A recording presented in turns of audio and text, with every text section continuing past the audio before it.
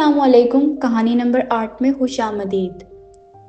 دنیا کے وجود سے پہلے جب زمین خاموش تھی، آسمان اپنی وسط میں چلا پھیلا ہوا تھا۔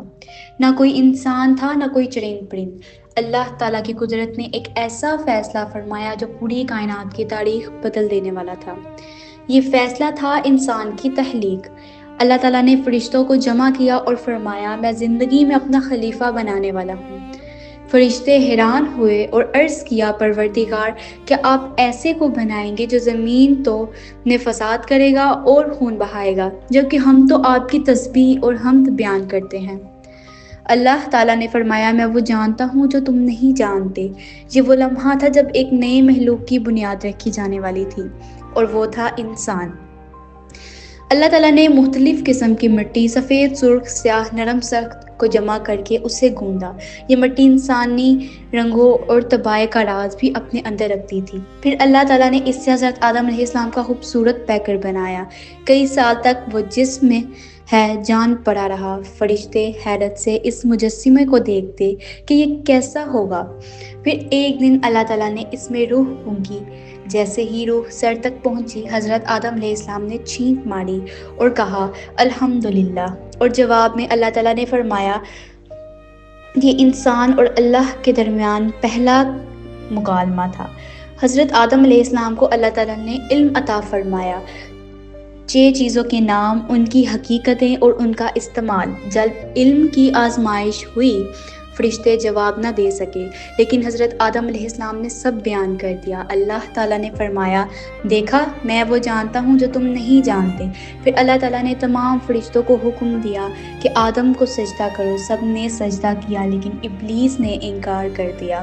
وہ بولا، میں اس سے بہتر ہوں، مجھے آگ سے پیدا کیا گیا ہے اور اسے مٹی سے۔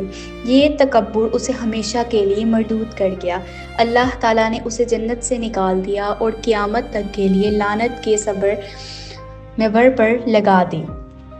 اللہ تعالیٰ نے حضرت آدم علیہ السلام کو جنت میں جگہ دی۔ انہوں نے بے شمار نعمتیں عطا کی، ہر طرف راحت ہی راحت تھی۔ اور پھر اللہ تعالیٰ نے ان کی تنہائی کو دور کرنے کے لیے حضرت حوا علیہ السلام کو پیدا فرمایا۔ دونوں جنت میں سکون سے رہنے لگے، لیکن اللہ تعالیٰ نے ایک درخت کے بارے میں حکم دیا کہ اس درخت کے قریب بھی نہ جانا ورنہ نقصان پاؤ گے۔ یہ انسانیت کا پہلا امتحان تھا۔ شیطان نے دونوں کے دل میں وسوسہ ڈالا کہ اگر تم اس درخت کا پھل کھا لو گے تو ہمیشہ جنت میں رہو گے، تمہیں کبھی موت نہیں آئے گی۔ انسان کمزور تھا، وسوسوں کے جال میں آ گیا۔ حضرت آدم اور حضرت حوا علیہ السلام نے وہ پھل کھا لیا۔ جیسے ہی پھل کھایا، جنت کی چمک بدن سے جاتی رہی۔ انہیں اپنی خطا کا احساس ہوا، وہ فوراً پکار اٹھے، اے رب، ہم نے اپنی جانوں پر ظلم کیا، اگر تو ہمیں معاف نہ کرے گا تو ہم خسارہ پانے والوں میں سے ہو جائیں گے۔ یہ انسان کی پہلی توبہ تھی، اور اسی توبہ نے ثابت کر دیا کہ انسان غلطی کرتا ہے، لیکن اللہ تعالیٰ کی رحمت سے امید نہیں چھوڑتا۔ اللہ تعالیٰ نے حضرت آدم علیہ السلام اور حضرت حوا علیہ السلام کو زمین پر بھیج دیا۔